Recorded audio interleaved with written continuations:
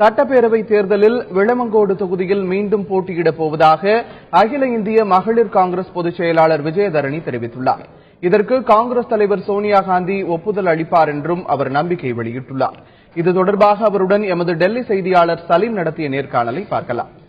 ராகுல் காந்தி உங்களுக்கு கொடுத்திருக்கக்கூடிய பதவி மூலமாக யாருக்காவது ஒரு செய்தி சொல்லியிருக்கார் அப்படின்னு சொல்லி நீங்க நினைக்கிறீங்களா? ஏன்னா ஏற்கனவே நீங்க முன்னர் இருந்த பதவியிலிருந்து நீக்கப்பட்டு இப்பொழுது இந்த பொறுப்பு உங்களுக்கு வழங்கப்பட்டு இருக்கிறது. ராகுல் காந்தியிடம் தமிழக காங்கிரசாருக்கு சொல்லப்பட்ட செய்தியாக இந்த பதவியை நீங்க நினைக்கிறீங்களா?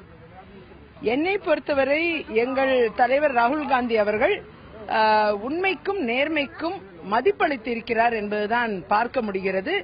நீண்டகால காங்கிரஸ் கட்சியின் உழைப்பாளியை கைவிடவில்லை என்பதுதான் முக்கியமான செய்தியாக எனக்கு தெரிகிறது.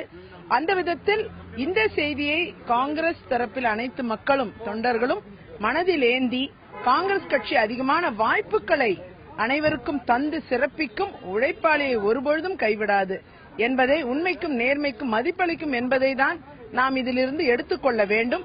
இது யாருக்கு செய்தியாக இருந்தாலும் நான் சந்தோஷப்படுவேன். இப்போ தமிழகத்துல தேர்தல் தேதி இப்போ அறிவிச்சுட்டாங்க. நீங்க எம்எல்ஏவா மீண்டும் போட்டி போடுவீங்களா? உங்களுடைய ஆதரவாளர்கள்லாம் அவங்கள இப்ப எதிர்நோக்கி இருக்காங்க. இந்த எலெக்ஷன்ல மீண்டும் நீங்கள் எம்எல்ஏவா ஆவறதுக்கு நீங்க போட்டி போடுவீங்களா?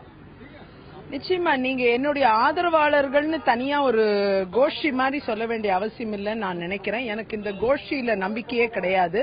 வரக்கூடிய சட்டமன்ற தேர்தலில் எங்கள் தலைமை தொடர்ந்து என்னுடைய பணிகளை என்னுடைய தொகுதியில் தொடர சொல்லி அவர்கள் கூறியிருக்கிறார்கள். என் பணிகள் சட்டமன்ற உறுப்பினர் என்ற அடிப்படையில் உள்ள பணிகள் எல்லாம் தொடர்ந்து கொண்டுதான் இருக்கிறேன். என்னுடைய பணிகள் நிச்சயமாக மக்களை சென்றடைந்திருக்கிறது.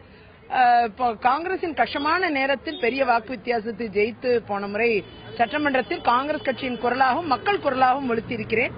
அதற்குண்டான வாய்ப்பை நிச்சயமாக எங்கள் கட்சி தந்து மீண்டும் அந்த வெற்றியை பெறுவதற்கான ஒரு சாத்தியக்கூறுகளை உருவாக்குவார்கள் என்பதில் எனக்கு நல்ல நம்பிக்கை இருக்கிறது.